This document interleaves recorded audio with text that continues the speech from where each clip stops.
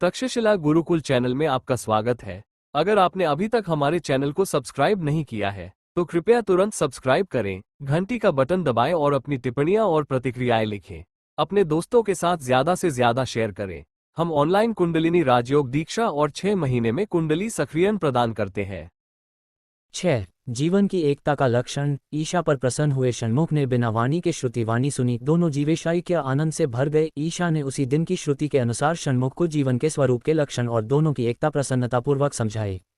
भावना रूपी अज्ञान अनादिकाल से आत्मा में, एकमात्र आत्मा में, निरूपाख्यानंदादि अर्थात अवर्णनीय रूप से माया के रूप में विद्यमान है और वह जीवन के स्वामी होने के भावों के साथ खेलता है। किंतु अच्छे विवेक से देखने पर माया भ्रम है। अध्ययमय का आधार जो परमात्मा है वही सत्य है, वही एक है। उसका अनुभव करने से ही कैवल्य की प्राप्ति हो सकती है। एक सद्गुरु से भी अधिक निंदक। सुनो मेरे बच्चे, सद्गुरु से भी अधिक निंदक हैं। पहले निंदक को नमस्कार करके फिर गुरु को नमस्कार करना चाहिए, क्योंकि गुरु यदि खूब भक्ति करे तो ही मुक्ति मिलती है। निंदकों को सेवा रूपी रिश्वत देने की आवश्यकता नहीं होती।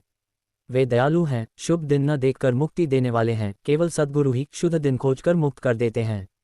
माता बच्चे का मल कूड़े में डालती है और कभी कभी उगकर बाहर फेंक देती है।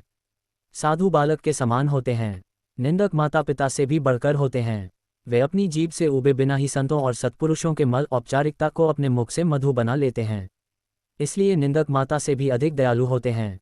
जैसे मल को शुद्ध करने से 10 सुअर शुद्ध हो जाते हैं, वैसे ही जिस गांव में 10 निंदक हों वहां एक साधु अपने निंदकों के यहाँ जाएगा, अर्थात उनके दोषों का निवारण करके अपने लक्ष्य को प्राप्त करेगा। अर्थात दिन प्रतिदिन अच्छे लोगों की निंदा करने से निंदक अच्छे लोगों के कर्मों को काट देगा। इसलिए आपको अपने मन में प्रतिदिन निंदक को नमस्कार करना चाहिए। पंचकोश विवेक। सुनो हे गुफा, तुम्हारी आत्मा के एक अंश के रूप में 5 कोश हैं: अन्न, प्राण, मन, ज्ञान और आनंद। ये दृश्यमान हैं। तुम सदैव की तरह ब्रह्म हो, तुम कोश की स्थिति के साक्षी हो। जैसे म्यान के अंदर तलवार अलग है, इसका मतलब है कि आप पांचों म्यान से परे हैं, स्थिति को जानते हैं। एक अन्नमय कोश विवरण। हे कार्तिकेय, पृथ्वी में अन्न औषधि की अवर्णनीय मात्रा है, जो अन्न के बाद अन्न रस बन जाती है, फिर महिलाओं में ये रक्त बन जाती है और पुरुषों में यह वीर्य बन जाती है, काल के प्रताप से। जब अन्न रस ही आनंद बन जाता है तो काम से पीड़ित पुरुष और महिलाएं एक दूसरे से गले मिलते हैं। पुरुष शुक्राणु को महिला के गर्भ में स्थापित करने के लिए सती का रजस वहां खड़ा होता है और दिन प्रतिदिन पकता है और ऋतु के अनुसार वह शरीर बनकर प्रकाशमान होता है। पहले गर्भ में सिर निकलता है, फिर अंगों का जन्म होता है। धीरे धीरे उन पर बाल, उंगलियां और नाखून बढ़ते हैं। फिर शरीर में 9 छिद्र तैयार होते हैं। 8 महीने के बाद और 10 महीने से पहले वह एक इंसान के रूप में जमीन पर गिरता है। पहले अपनी माँ के स्तन से दूध पीता है। वह अपने शरीर को परिपक्व करने के लिए भोजन खाता और निगलता है। वह बचपन, युवावस्था और वृद्धावस्था का अनुभव करते हुए मर जाता है। उसका पुनर्जन्म होता है और उसके माता पिता के रक्त से उत्पन्न तथा मृत्यु के योग्य देह को अन्न कोशिका कहते हैं। शरीर शुद्ध और सुंदर, स्नायु, मज्जा, मेद, रोम, त्वचा और अस्थियों से बना होता है। जो लोग मलमूत्र से अपवित्र और अविनाशी इस शरीर को अपना मानते हैं, वे निश्चय ही अधर्मी हैं। ऐसे अपवित्र शरीर को मंगल स्नान कराना, तीर्थों और ग्रामों में जाना, देवताओं के वस्त्र और आभूषणों से शरीर को अलंकृत करना और शरीर को अपना मानना सांसारिक जीवन है। वे इस नाशवान शरीर, अच्छे स्वास्थ्य, धन, भोजन, धन और अपनी स्त्री पुत्रियों के कल्याण का संकल्प करते हैं। यह नहीं जानते कि ये सब उन्हें दुख पहुंचाने वाली वस्तुएं हैं और वे अपने शरीर के पोषण को ही लक्ष्य मानते हैं। ये दुष्ट लोग स्वयं को जाने बिना अपने द्वारा संसार को हानि पहुंचाते हैं। बुद्धिमान लोग ऐसे मूर्ख लोगों पर हंसेंगे जो अपने शरीर को अपना समझकर मूर्खों की तरह व्यवहार करते हैं। केवल ज्ञानी ही तुम्हें बताएंगे कि इस पापमय शरीर ने आत्मा को उसी प्रकार ढंक रखा है जैसे वृक्ष पर्वत को ढंक लेते हैं। मूर्ख लोग मेरा शरीर, मेरा घर कहकर संसार की गलत निवारण की रीति का पालन करेंगे। तुम्हारा और जो तुम्हारा साक्षी है उनके बीच क्या संबंध है? तुम जो अंगों से पृथक हो और सौभाग्य के स्वरूप हो और इस अनित्य शरीर के बीच क्या संबंध है? अपने भीतर खोजो, तुम ही वह हो जो भीतर और बाहर से तुम में भरा हुआ है। तुम ही अपने साक्षी हो, तुम ही वह हो जो अपने स्वधर्म को जानते हो, तुम ही वह हो जो तुम्हारे जन्म मरण की जांच करते हैं और उपचार करते हैं। तुम ही स्वयं प्रकाशमान हो, तुम ही स्वयं प्रकाशमान हो।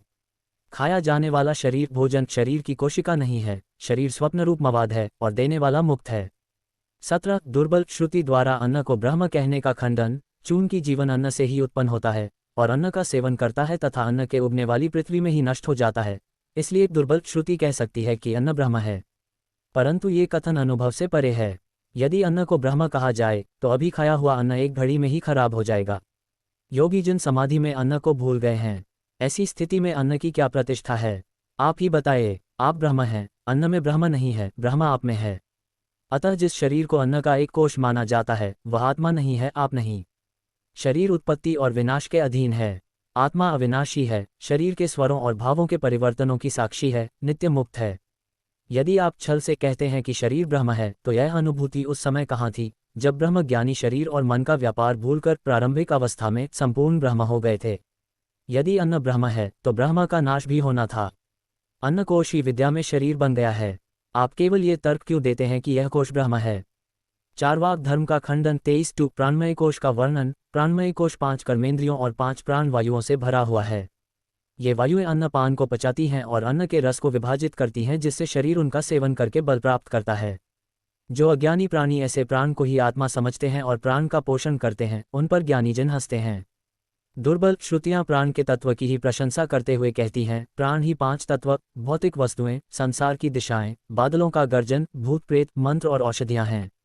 प्राण से ही संसार के सभी प्राणियों की उत्पत्ति, स्थिति और प्रलय होता है। इसलिए पूर्वकांड में श्रुतियों ने कहा होगा कि प्राण ही ब्रह्म आत्मा है। प्राण ब्रह्मति व्यजानत है, किंतु ये कथन सही नहीं है। यदि त्वचा में हवा भरी जाए तो वह फूल सकती है और हिल सकती है, लेकिन यदि उस त्वचा में छेद हो जाए तो वह बेकार हो जाती है। इसी प्रकार शरीर प्राण वायु से शरीर नामक त्वचा को भरने के लिए गति करता है। लेकिन नित्य जीवित और जड़ निश्चित रूप से नाशवान प्राण क्या है, जो प्राण का स्रोत है। इसलिए प्राण ब्रह्म नहीं है। नित्य चल और अचल वास्तविकता और नित्य साक्षी ब्रह्म के अलावा प्राण के नहीं है, आपके अलावा। योगी कुंभक के माध्यम से प्राण श्वास को भंग करते हैं। आत्मा का कोई विघटन नहीं है। आप कुंभकों की गतिविधियों के नित्य साक्षी हैं। प्राणायाम के शुभ और आरामदायक श्वास हैं। नींद में आत्मा निष्क्रिय है और कुछ भी नहीं जानती है। आपके अलावा नींद के आनंद को जानने वाला कोई और नहीं है। इसलिए ये निर्णय करें कि प्राण श्वास आत्मा नहीं है, अर्थात आप नहीं। 29 मनोमय कोश। हे पुत्र, मन संशय से व्याकुल रहता है, पदार्थों में सुख दुख की कल्पना करता है और पदार्थों के लाभ हानि से मोहित होकर दिवास्वप्न की 2 अवस्थाओं में विचरण करता है। मन का धर्म मनोमय कोश है। यह मन कभी ज्ञान में, कभी अज्ञान में और कभी अतिज्ञान और संशय में रहता है, जैसे मरमोट अपनी इच्छा से संसार में विचरण करता है। संशय से उत्पन्न और संशय में रहने वाले इस मन का अधिष्ठाता देवता चंद्रमा है। घर पर कोई नहीं है। मेरी पत्नी कैसी है? यदि कल मैं मर जाऊं तो मेरी पत्नी और बच्चों की देखभाल कौन करेगा? भविष्य में मेरे लिए कौन सा दुर्भाग्य प्रतीक्षा कर रहा है? मन स्वयं ही दुखों का अनुभव करता है, सोचता है। ये धर्म मनोमय कोश के लिए है, आत्मा के लिए नहीं। निद्रा में सुख दुख भोगने की इच्छा नहीं है, किंतु वहां भी आत्मा मन के सुख दुख के अनुभव से रहित है और केवल असृजित के आनंद में ही लीन है। स्वप्नों में स्मरण करो, मन इंद्रियों के मुख से विषयों के क्षेत्र में विचरण करता है और उन्मत्त की भांति शोक और मोह में डूबा रहता है। मनसिजा अर्थात काम मन में ही जन्म लेती है। ज्ञान और विद्या के सिद्धांत अनेक जाति पाति के भेद मन में ही जन्म लेते हैं, मन में ही विकसित होते हैं और पुनः मन में ही विलीन हो जाते हैं। देवता, किन्न, सिद्धगिस, गरुड़, किन्पुरुष, मनुष्य, असुर, पशु, सर्प, परमाणु, महर्षि, तपस्वी और उनकी उग्र तपस्या, ये सब मन ही हैं। नगर, गांव, घर, मंदिर, महल, मन ही आंगन, देवताओं का घर, देवता, पुरोहित, पुष्प, धूप, मंत्र, सब कुछ मन ही है। कुल मिलाकर तीनों लोक मन ही हैं।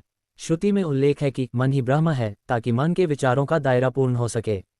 मन खुला है, आत्मा खुला है, मन सर्वव्यापी है, आत्मा सर्वव्यापी है। निद्रा में मन को कुछ भी पता नहीं है, आत्मा को कुछ भी पता नहीं है, मन ही ब्रह्म है। दुर्बल श्रुति कहती है, आत्मा जो कुछ देखती और सुनती है, मन भी वही देखता और सुनता है। आत्मा जगत का रूप है और मन भी, अतः दोनों में कोई भेद नहीं है। श्रुति का मत है कि मन ही ब्रह्म है, ब्रह्म ही मन है। यदि दुर्बल श्रुति बिना ठीक से जांच की ऐसा कहती है तो हे पुत्र, निश्चय जान लो कि यह सत्य नहीं है, क्योंकि जो मन संशय में आभासों में विचरण करता है वह जड़ है। हे ब्रह्मा, जो चेतना के स्वरूप को जानते हैं, क्षण क्षण में जन्म लेने और मरने वाले मन को ब्रह्म का पद कैसे दिया जा सकता है? क्या तुम उन महात्माओं पर नहीं हंसे जिन्होंने उन मूर्खों को देखा जो मन को ही सत्य समझकर मन की इच्छा के अनुसार कार्य करते हैं? जब आत्मा के सार का बीज मन में प्रकाशित होता है तभी मन बाह्य वस्तुओं को जानने का बीज प्राप्त करता है। परंतु यदि मन में आत्मा का बोध प्रतिबिंबित नहीं होता, उदाहरणार्थ निद्रा में मन का कोई नाम नहीं होता, मन जड़ होता है, मन स्वतंत्र होता है, मन स्वतंत्र स्वयं प्रकाशित होता है। यदि यह समझा जाए कि मन परिवर्तनशील है, आत्मा अपरिवर्तनशील है और मन ब्रह्म है, तो योगियों की ध्यानावस्था में मन का विलय नहीं होना चाहिए था, परंतु योगी प्रत्याहार और मानसिक शिथिलता के कारण ब्रह्मावस्था में स्थित होकर शुद्ध आनंद का आनंद लेते हैं। फिर मन आत्मा कैसे हो सकता है? जब आप कहते हैं कि मेरा मन ठीक नहीं है, तो मन का परिवर्तन आपको अनुभव होता है और साक्षी भाव आपको स्वाभाविक रूप से घटित होगा। इसलिए निश्चिंत रहें कि मन शरीर और उसके धर्म आप नहीं हैं, आत्मा नहीं है। 42 फोर्ट ज्ञानकोश। आदरणीय ज्ञानकोश मन को प्रेरित करता है, कर्ता और भोक्ता होने का भाव उत्पन्न करता है, जिससे इहलोक और परलोक का गमन होता है तथा धारणाएं, तर्क और निष्कर्ष निकलते हैं। ये कोश अभौतिक जीवन का दर्पण है। यह मानसिक कोश से भी अधिक व्यापक है। इसी कोश का अनुसरण करते हुए तपस्वी लोग मन से भक्ति, योगाभ्यास, उपासना, मंत्र, तंत्र, याग और यांत्रिक विद्याओं का अभ्यास करते हैं। इनके फल से उन्हें इहलोक और परलोक में क्षणिक सुख प्राप्त होगा। वे संसार ही संतों का लक्ष्य है और परलोक ही परलोक है कहकर अपने आप को भूल जाएंगे और शास्त्रों के अध्ययन में लीन हो जाएंगे। वे अपनी उपलब्धियों में श्रेष्ठ होने का दम्भ भरेंगे। वैज्ञानिक लोग अपने सांसारिक ज्ञान के कारण धार्मिक आचरणों की उपेक्षा करेंगे। मंत्र, तंत्र और ज्ञान में आसक्त लोग दान पुण्य में लगे रहेंगे और सच्चे भक्तों की उपेक्षा करते हुए स्नान शौच में लगे रहेंगे। इसके बावजूद कई लोग ज्ञान के विज्ञान की महान प्रशंसा करते हैं।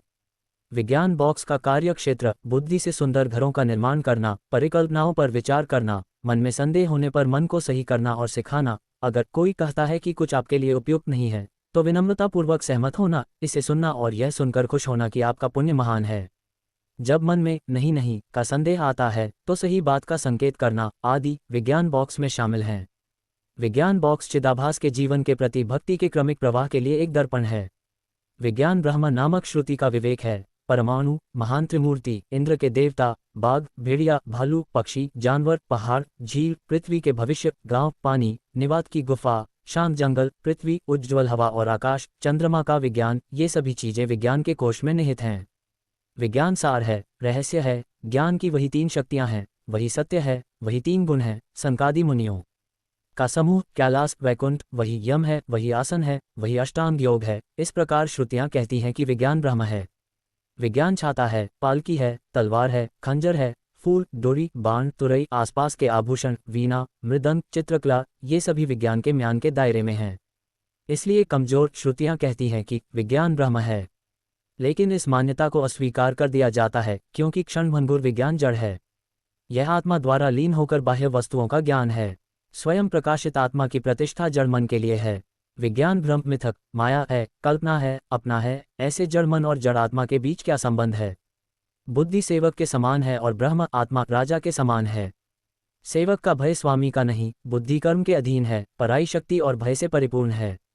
आत्मा स्वतंत्र है, निर्भय है, बुद्धि क्षण क्षण प्रकट और छिपती रहती है। आत्मा सनातन है, बुद्धि ही आत्मा है। आत्म साक्षात्कार प्राप्त योगियों में बुद्धि का संघर्ष छाद्यविधि होना चाहिए था। यदि बुद्धि को ब्रह्म कहा जाए, तो क्या निर्गुण शब्द से शांत रहने वाले महात्मा चीक कहते हैं।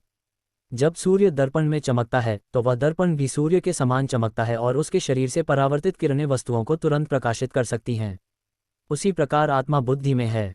परावर्तित होने के लिए बुद्धि भी आत्मा के समान चमकती है और आत्मा से प्रेरित होकर धन्य प्रकाश से बाह्य वस्तुओं का अनुभव कर सकती है।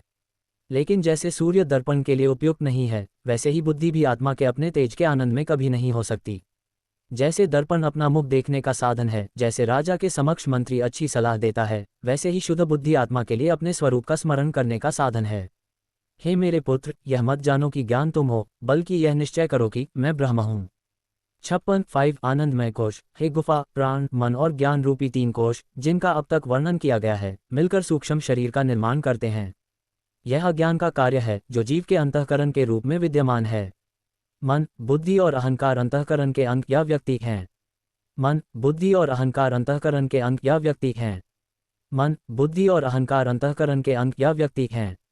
मन, बुद्धि और अहंकार, जो इन चारों अंगों से व्याप्त हैं, बंद प्रतीत होते हैं। लेकिन मन रूपी योगी अंतःकरण के धर्मों के साक्षी होते हैं और सूक्ष्म आत्मा से परे उस विषयरहित आनंद का अनुभव करते हैं। जागृत और स्वप्नावस्था में सूक्ष्म शक्तियों से संबंधित संसार में सुख दुख के विविध अनुभवों से थककर जीवात्मा निद्रा में चला जाता है। अचेतन अवस्था में मानसिक क्रियाएं अज्ञानावस्था में लीन हो जाती हैं, जिससे ज्ञानमय जीवन स्वयं के समान हो जाता है, अर्थात तमोगुण से आच्छादित हो जाता है और निद्रा के आनंद का अनुभव करता है। आनंदमय कोश ही निद्रा की अवस्था में होता है। यही शरीर का कारण है। आनंदमय कोश वह है जो पूर्वोक्त 4 कोशों को भरता और धारण करता है। हे मारुला, तुम सुनो। आनंदमय कोश की विशेषता किसी ऐसी चीज की अनुभूति है जिसे देखा और वर्णित नहीं किया जा सकता। मैं बिना कुछ जाने घर पर सुखपूर्वक सोया, वह जागृत अवस्था में कहता है, अपनी निद्रा में अनुभव किए गए आनंदमय अनुभव को याद करते हुए। अतः अचेतन अवस्था में वह आनंदमय होता है, अर्थात वह आराम से सो रहा होता है और उसके भीतर केवल गहन आनंद ही चमकता है। वह बिना किसी अन्य विचार के अपने आनंद के प्रकाश में होता है। यह आनंदमय कोश सबका मात स्थान है। संपूर्ण सूक्ष्म जगत इसके भीतर छिपा है और सभी देवता तथा वे सभी तत्व जिनकी आपने जागृत और स्वप्न अवस्था में कल्पना की है, आपकी निद्रा में विलीन हो जाएंगे। सभी मार्गदर्शक, सभी मनुष्य, पशु, नगर के प्राणी, तीनों लोग आपकी निद्रा में आप में विलीन हो जाएंगे। सभी शास्त्र, श्रुति, स्मृति, सभी कर्म, समस्त उत्पातों का कारण, सभी संशय, निश्चय, कर्तात्व और कल्ष की त्रिमूर्ति, समस्त शक्ति, परिपक्वता और रचनाएं स्वयं में समाहित हैं। आनंदमय कोश ही वह अवस्था है। सब कुछ स्वयं में विलीन हो जाता है और व्यक्ति अकेला, निर्भय और शुद्ध आनंद में रहता है। इसलिए श्रुति कहती है कि आनंदमय कोश ब्रह्म है। निद्रा में अहंकार नहीं होता। कहने या सुनने के लिए कोई शब्द नहीं है, क्योंकि व्यक्ति अकेला है, विषय मन से छिपा हुआ है। श्रुति कहती है कि आनंदमय कोश ब्रह्म है, लेकिन ब्रह्म आनंदमय कोश से परे है। आनंदमय कोश ब्रह्म है, शब्द की प्रतिष्ठा अनुचित है। यदि यह कोश ब्रह्म है, तो नींद में दिखाई देने वाला ब्रह्म जागृत स्वप्न में क्यों छिप जाता है? ब्रह्मज्ञान का आनंद निरंतर और शाश्वत है। यदि ब्रह्म वह है जो नींद में किसी भी चीज से अनभिज्ञ है, तो क्या उसे वहां कोई बीमारी थी? क्या आत्मा उस व्यक्ति की तरह नींद में खो गई जो घने जंगल में रास्ता नहीं देख सकता? नींद में किसी भी चीज से अनभिज्ञ आनंदमय ब्रह्म कैसे हो सकता है? योगी के ज्ञान की समाधि में अज्ञानतापूर्ण बेहोशी नहीं होती। जैसे आकाश में एक बादल सूर्य को ढकता और प्रकट करता है, वैसे ही अज्ञान का क्षणिक आनंद, जो अंधकार से जुड़ा है, नींद में प्रकट होता है और गायब हो जाता है। उदाहरण के लिए, यदि सूर्य से उत्पन्न बादल भी सूर्य को ढक ले, तो भी ऐसा माना जाता है कि सूर्य के प्रकाश के कारण सूर्य नहीं है, लेकिन सूर्य के प्रकाश के बिना बादल कैसे दिखाई दे सकता है? इसी प्रकार जब ज्ञान का लोप हो जाता है, तब भी यदि मायाजनित निद्रा का आनंद आत्मा को ढक लेता है, तो क्या इससे आत्मा का बोध समाप्त हो जाता है? आत्मा के बिना निद्रा के अनुभव की कोई अन्य अवस्था नहीं है। आत्मा में प्रकट होकर वहां छिपने वाला आनंदमय कोश स्वयं आत्मा कैसे हो सकता है?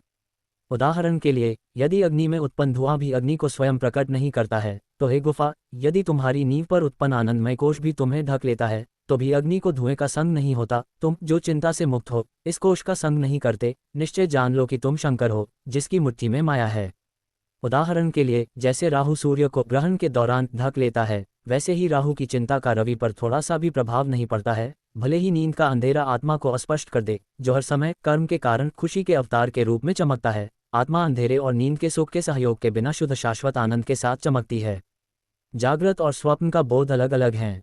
जो अनुभव एक में है, वह दूसरे में नहीं है। आप अकेले ही जागृत और जागृत अवस्थाओं के साक्षी हैं और आप अद्वितीय और आनंदित हैं। निश्चिंत रहें कि ज्ञान का वह धन जो सब कुछ प्रकाशित करता है, वह आपका है। हे कार्तिकेय, अब तक मैंने आपको पंचकोश शरीर का ज्ञान बताया है। 61 अपने भीतर बार बार यह स्पष्ट करें कि आप पंचकोश शरीर से परे ब्रह्म हैं। इस अनुभव को, वेदांत के मूल रहस्य को, उन लोगों को न बताएं जो इसे जानने के अधिकारी नहीं हैं। 73 हे कार्तिकेय, वेद सिंधु पर संदेह न करें, जो सत्य को, केवल सत्य को सिखाता है। अब मैं प्रसन्नतापूर्वक तुम्हें क्षेत्र का ज्ञान, क्षेत्र की शोभा, अक्षर अक्षर का ज्ञान तथा परोक्ष अक्षर का ज्ञान प्रदान करूंगा। हे अग्निसिंभव, इस शुभ भावना से कि तुम्हारा जीवन छिन्न भिन्न हो जाए, मैं तुम्हें विक्षाप और वेदादि जीवन की अवस्थाएं बताऊंगा। शुद्ध मन से सुनो, फिर अपने भीतर विचार करो। क्षेत्र का ज्ञान, क्षेत्र का ज्ञान, हे पुत्र, पृथ्वी, 5 तत्वों, 5 श्वासों और 10 इंद्रियों को सुनो। मन, बुद्धि, चेतना और अंतः जगत, विषयों के समूह सहित वह क्षेत्र माना जाता है जहाँ सुख और दुख का जाल लटका रहता है और समाप्त होता है। जो ऐसे क्षेत्र को जानता है, वही क्षेत्र का ज्ञान है। वही सबकी अंतरात्मा का चिंतन करता है और निश्चिंत, नित्य मुक्त, सच्चा और सबसे सुखी आत्मा है। अक्षर अक्षरों का ज्ञान, हे वीर, संसार में 2 प्रकार के पुरुष हैं। अक्षर ज्ञान वह है जो समस्त तत्वों के रूप में प्रकट और गुप्त रहता है, और अक्षर ज्ञान वह है जो अक्षर ज्ञान है। वही दुखों से रहित, अविनाशी और निष्कलंक है। एक और है जो दोनों पुरुषों से श्रेष्ठ है, वह परब्रह्म है। वही परब्रह्म है, वही लोकों से परिपूर्ण, सुरक्षित और नित्य परमात्मा का साक्षी है। निश्चय कर कि वह वास्तव में तुम ही हो। 79 अप्रत्यक्ष अप्रत्यक्ष ज्ञान, हे मेरे पुत्र, जो प्रत्यक्ष रूप से तुम्हारे अनुभव में आता है, वह प्रत्यक्ष या प्रत्यक्ष है, और जो दूसरों के कथन और श्रवण से तुमसे छिपा है, वह प्रत्यक्ष है, जिसे तुम दूसरों के कथन के माध्यम से मानते हो। अप्रत्यक्ष ज्ञान वह है जो पर्दे के पीछे से गुजरे हुए दीपक की तरह अपने ही प्रकाश से चमकता है। तुम अप्रत्यक्ष की प्राप्ति को प्राप्त हो। विक्षापा और वराना शक्ति संसार के जीवों की उत्पत्ति और संहार करने वाली विरोधी शक्ति वराना है। वह दुष्ट शक्ति जो आत्मा को जानने नहीं देती, दाक्षायणी की पुत्र है। इसने साक्षी कूटस्थ को अज्ञान की शक्ति से ढक रखा है। इस प्रकार शाश्वत अज्ञान दो जादुई शक्तियों में प्रकट होता है। ज्ञान की स्थिति से ईश्वर उत्पन्न हुआ और अज्ञान की स्थिति से जीवन उत्पन्न हुआ। ज्ञान का आनंद सुख के रूप में चमकता है, लेकिन अज्ञान अपने अहंकार से इसकी नकल करना कठिन बना देता है। वह जीवन है जो जीवन नहीं है। वह विद्यमान स्व को ढककर अज्ञान का शिकार होकर कष्ट भोगता है और अजीब तरह से कार्य करता है। जीवन एक खोजे जाने योग्य क्षेत्र की तरह है, एक दिवास्वप्न की तरह, एक खाली और व्यर्थ यात्रा की तरह। अपने अहंकार से यह अपने असली स्वरूप को भूल जाता है और अज्ञानता की ओर मुड़कर ये गुजर जाता है, मर जाता है और 6 लोकों में प्रवेश करता है, ये कहते हुए कि यह मेरा घर है, ये मेरी पत्नियां और बच्चे हैं। वह सोचता है कि शरीर के बचपन, जवानी और बुढ़ापे की अवस्थाएं उसे नहीं छोड़ेंगी। शरीर जो त्वचा और हड्डियों से ढका है, एक घृणित चीज है, एक दुर्गंध है, एक दुर्गंध है। उस समय ऐसा लगता है जैसे आग भी लग रही हो। उसी तरह शरीर में आत्मा को ऐसा लगता है जैसे कि वह शरीर की जड़ों से मारा गया हो और उस शरीर के दुखों ने उसे संक्रमित कर दिया हो। ये गर्व महसूस करता है, कहता है, मैं एक महान पापी हूँ। ये संदेह के गड्ढे में डूबता और तैरता हुआ पीड़ित होता है। यह अल्पज्ञात आत्मा के रूप में पीड़ित होता है। सुख और दुख दोनों को प्राप्त करने के बाद ये स्वर्ग और नरक में जाता है। जब इसके कर्मों का फल चुकाया जाता है तो ये स्वर्ग से पृथ्वी पर लौट आता है। यह अच्छा और बुरा है, ये बुराई है, ये फल की इच्छा है, यह अच्छे और बुरे की इच्छा है। फिर पुण्य, व्रत, लज्जा, कुल का अभिमान, लोभ, संशय और ऊब, ये 8 बेड़ियां गर्भ से बढ़ती हैं और जीवन को अपने आधार की तरह बांध लेती हैं। अष्टम दास जीव के 8 निवास हैं, अर्थात यौवन, विद्या, रूप, कुल, धन, कर्म, राज्य और तप, जिनसे वह मदमस्त होकर अभिमानी हो जाता है। सप्तपधिल्लस हे आत्मन, जीव के 7 निवासों को सुनो। 1 वह कहता है कि उसका शरीर उसके निवास के कारण दरिद्र हो गया है। 2 वह मनोनिग्रह के कारण पलकें झपकाता है, भूत और भविष्य को याद करता है। 3 वह लोभ के कारण धन प्राप्ति में व्यस्त रहता है। 4 वह लोभ के कारण अपने घर और अपने राज्य की रक्षा में व्यस्त रहता है। 2 वह लोभ के कारण दूसरों की सेवा में व्यस्त रहता है। 6 वह लोभ के कारण सती के पुत्रों की संगति में व्यस्त रहता है। और 7 वह राज्य के लोभ के कारण विशेष मान्यता और शक्ति में व्यस्त रहता है। 96 7 वर्णों का विवरण। 1 अविद्या वर्ण, ज्ञान स्वयं सिद्ध है और वह अपने आप को भूलकर स्वयं को गले लगाता है। अविद्या नीचे वर्णित 6 वर्णों की शुरुआत है। 2 विक्षेप वर्ण, अपने स्वरूप और सुख को भूलकर अन्य वस्तुओं की इच्छा करना। 3 हमेशा दुखी रहना क्षेषावर्ण है। 4 बहुत संदेह के साथ सोचना चिंतावर्ण है। 5 ब्रह्मवर्ण, अहंकार के कारण ऐसा कहना कि मैं एक विद्वान व्यक्ति हूँ जो सब कुछ जानता है। 6 ज्ञान 2 दुनियाओं के बीच का अंतर है और अन्य जाति द्वारा तर्क किया जाता है। 7 वह जो शिक्षा की जाति द्वारा अपने ज्ञान का अभिमान करता है।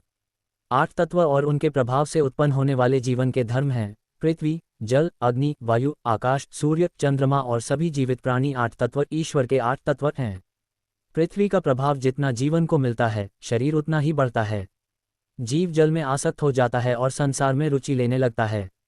जीव अग्नि में आसक्त हो जाता है और विषय सुख के ज्वर से ग्रस्त हो जाता है। वायु मतवाली होकर अपना सिर पाने के लिए सर्वत्र दौड़ती है। आकाश मतवाला होकर छाता, चप्पल और पालकी चाहता है जिससे उसका प्रभाव बढ़े। वह सूर्य पर क्रोध की छाया डालता है, चंद्रमा पर संदेह करता है और अंत में अहंकारपूर्वक कहता है कि आत्मा में डालने के लिए उससे बड़ा कोई नहीं है। इस प्रकार जीव 8 योनियों के गुणों और धर्मों को अपने में समाहित कर लेता है और धूल के समान इधर उधर भटकता रहता है और दुख में पड़ता है। 101 पंचभूतों की बुद्धि, अज्ञान, आसक्ति, राग, द्वेष और मोह, ये 5 तत्व बुद्धि को धोखा देने वाले हैं। अज्ञान अपने स्वरूप को भूल जाने की अवस्था है। अपनी पहचान का बोध आसक्ति है। सुख की इच्छा है और सुख न प्राप्त कर पाने का द्वेष है। 105 आत्मा जीवन के बंधनों से मुक्त है। हाँ बेटे, आत्मा जीवन के सुख दुख के बंधनों से बंधी नहीं है।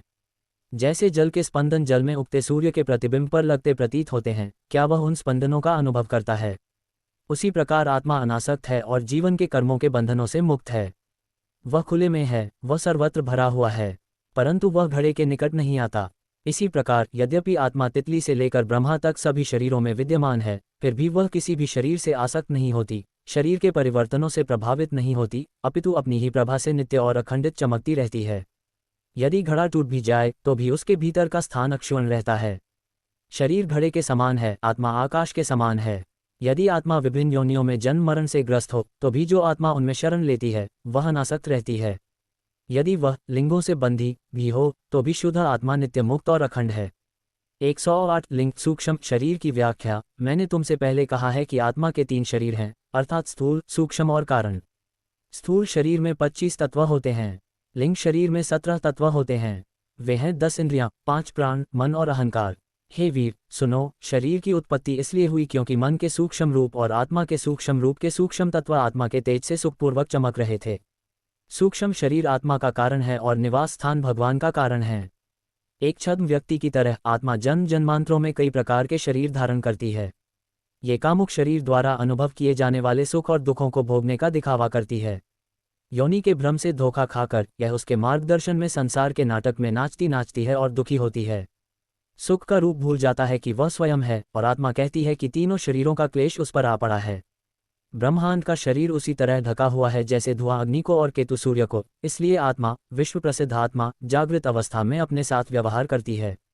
उसका दूसरा नाम अखिलेश्वर है, लेकिन उसका पूरा जीवन झूठ है। जैसे एक राजा पिछले कष्टों से पीड़ित होकर अपने आधिपत्य को भूल जाता है और वनवास में रहता है, इसी प्रकार वह नित्य पारलौकिक होते हुए भी लिंग शरीर के संग से उन्मत्त हो जाता है, सर्वज्ञ होते हुए भी और ज्ञानी पुरुष के समान केवल मोह में दुख भोगता है। यद्यपि लिंग नित्य आत्मा में ही अनुभव होता है, आत्मा उसके संग से पृथक विद्यमान रहती है। उसका नित्य जीवन लिंग शरीर के कर्मों के फल, सुख दुखों से छिन्न भिन्न हो जाता है। वह महान आत्मा जो अंगरहित और सर्वसाक्षी है, अखंड और अखंड है। कोई कारण नहीं कि लिंग शरीर के शुभ कर्मों का उसके आत्मज्ञात ऐश्वर्य पर प्रभाव पड़े।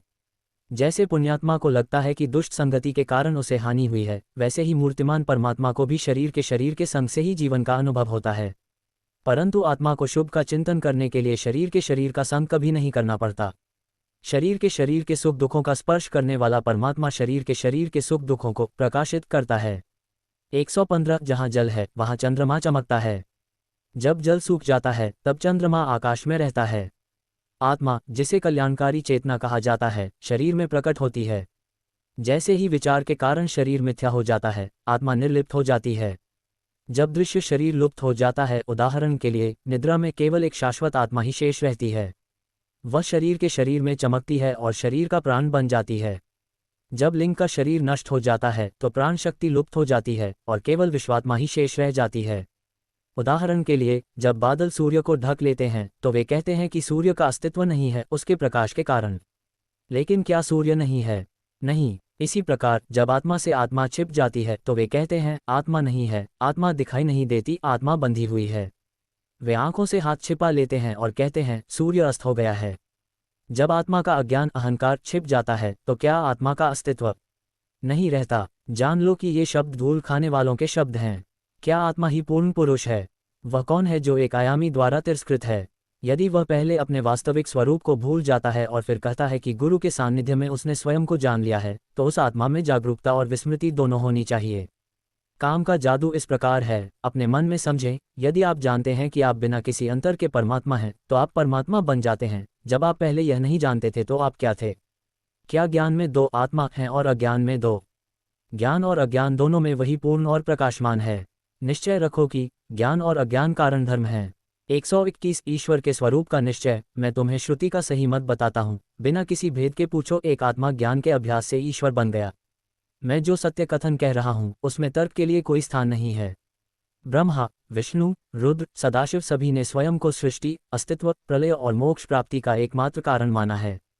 समस्त प्राणियों के स्वामी स्वयं को ब्रह्मा कहते हैं। वेद व्यर्थी उन्हें ब्रह्म मानकर उन पर निर्भर करते हैं।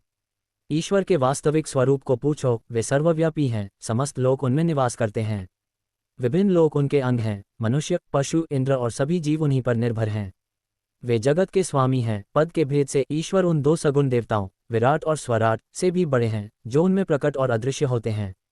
वह तीनों कालों में अपने ही तेज से प्रकाशित होता है। सनातन आनंदमय आत्मा अचल है। सत्य का साक्षी वही है जो ब्रह्मांड के ज्ञान का शाश्वत साक्षी है। त्रिदेवों का आश्रय है, जो सत्य, रज और तमो गुणों से सृष्टि की उत्पत्ति और उत्पत्ति में सम्मिलित थे। शुद्ध मन के लिए ज्ञान के गुण, सिद्धि, ज्ञान और सर्वज्ञता के गुण उत्पन्न हुए। ये बुद्धि शिष्यों के पालन और दुष्टों के विनाश के लिए आवश्यक है। हे स्वन्य, आत्मा रूपी अग्नि से ज्वाला नामक चिंगारियां और धुआं नामक भ्रम उत्पन्न हुआ। बुद्धि सत्य के गुण के कारण और भ्रम अंधकार के गुण के कारण है। दोनों पृथक हैं। बुद्धि को ब्रह्म का तत्व भी कहा जाता है और ब्रह्म को मूल ज्ञान कहा जाता है। मन सभी शरीरों में विद्यमान है और शरीर को अपना वास्तविक स्वरूप दिखाने प्रतिबिंबित करने की क्षमता रखता है। माया से दो मुखी दर्पण की तरह ज्ञान और अज्ञान की दो क्षमताएं उत्पन्न हुईं। ज्ञान के दर्पण में जो चमकता था उसे भगवान कहा जाता था और अज्ञान के दर्पण में जो प्राणी चमकते थे उन्हें दुनिया में तुच्छ प्राणी कहा जाता था। यह ऐसा है जैसे किसी आदमी के दो नाम हों। बच्चा ज्ञात है और मूल माया ज्ञान और ज्ञान के रूप में जानी जाती है। केवल एक ही परमात्मा है जो दोनों में व्याप्त है और इन दोनों क्षमताओं को प्रकाशित करता है। केवल एक ही परमात्मा है शाश्वत, जो भगवान ज्ञान से रहित चेतना और जीवन ज्ञान से रहित चेतना को प्रकाशित करता है। वह शुद्ध चेतना है जो आसक्ति के बिना जानता है। उसका रूप सगुण विशालता है और उसका अमूर्त स्वयं प्रकाशु महतिशय स्वरूप वह शाश्वत है। कार्तिकेय ईश्वर जुनून रूप है, ब्रह्मा और त्रिदेव के रूप में कार्य करता है। ईश्वर में परब्रह्म को सत्य के रूप में दिखाने की क्षमता है। केवल वे ही जो ईश्वर की कृपा प्राप्त कर चुके हैं, गुरु की कृपा के पात्र हैं, ये दुनिया में सर्वश्रेष्ठ हैं। उनमें शुद्ध सुंदरता है। 135 परब्रह्म स्वरूप का निर्धारण जो जीव का आधार है। हे ज्ञानी पुरुष, ध्यानपूर्वक सुनो, विद्या का कारण रूप सत्व प्रधान है, जिसमें जो चमकता है वही ईश्वर है। अविद्या का कार्य रूप अशुद्धि है, जिसमें जो प्रतिबिंबित होता है वह जीव है। लेकिन ये दोनों रूप एक मुड़ी हुई रस्सी की तरह बांधने वाले हैं। जीवन के दोनों देवता इस जाल से पीड़ित होंगे, क्योंकि भीख मांगने की गरीबी जीवन के लिए है और देने का धन भगवान के लिए है, दोनों गिर जाएंगे। यदि ईश्वर का ज्ञान और जीवन का अज्ञान दूर हो जाए तो केवल परम पुरुष परमेश्वर ही शेष रहेगा। शिव की शपथ से मैं षण्मुख सत्य कहूंगा, समय के भीतर लोहे के कंगन जंजीर की तरह जीवन का ज्ञान है, सोने के कंगन बेदी की तरह भगवान का ज्ञान है। लेकिन वे बाधाओं के अलावा और क्या हैं? इसलिए जो सुख के वास्तविक स्वरूप को जानना चाहता है उसे इन दोनों बाधाओं को पार करना होगा, तभी अखंड एक बिना शर्त चेतना स्वयं शाश्वत आनंद का स्वरूप बन सकती है। मैं उदाहरणों के माध्यम से समझाऊंगा कि जीवन के देवताओं के ज्ञान का ज्ञान कैसे भिन्न है। यदि पानी बहुत है तो सूर्य की छवि शुद्ध दिखाई देती है और यदि पानी कम है तो वही छवि धूमिल दिखाई देती है। यद्यपि पानी की गुणवत्ता में दोष के कारण ऐसा कारण भेद पाया जाता है, सूर्य की वास्तविक छवि पर कोई लेप दोष नहीं होता है। इसी प्रकार चिदाकाश में सर्वोच्च सत्ता, जिसे रवि कहा जाता है, इन भेदों से मुक्त है। दूसरा उदाहरण मिट्टी की एक सीमा के लिए और सोने की दूसरी सीमा के लिए, दोनों के बीच का मैदान एक ही है। यद्यपि दोनों सीमाओं के व्यावसायिक मूल्य अलग अलग हैं, केवल आकाश दोनों का आश्रय गंदगी और सोने से अदूषित है। तीसरा उदाहरण गांव के बाहरी इलाके में बहने वाली एक धारा में एक तरफ एक ब्राह्मण और दूसरी तरफ एक चांडाल अपने हाथ और चेहरे धो रहे हैं, और एक नहीं बल्कि दो पानी हैं। जब बादल बरसते हैं तो उसी प्रकार का पानी जमीन पर गिरता है। तत्पश्चात भूमि के स्वभाव के अनुसार उसका स्वाद और रंग बदल जाता है। तथापि जैसे जल स्रोत पर एक ही रहता है, वैसे ही सर्वव्यापी आत्मा, यद्यपि वह जीव के रूप में चमकती है, परंतु वह वास्तविक वस्तु नहीं अपितु वाचिक सूतक है। यदि किसी को बताया जाए कि सूतक आ गया है तो वह वचनों में सूतक होगा और यह सूतक मिथ्या है। कागज का स्पर्श होने पर मृत्यु सूतक मिथ्या भेजने की परंपरा है, वह पहले जैसा शुद्ध हो जाएगा। इसी प्रकार जीवों में जो भेद है वह वाचिक सूतक है।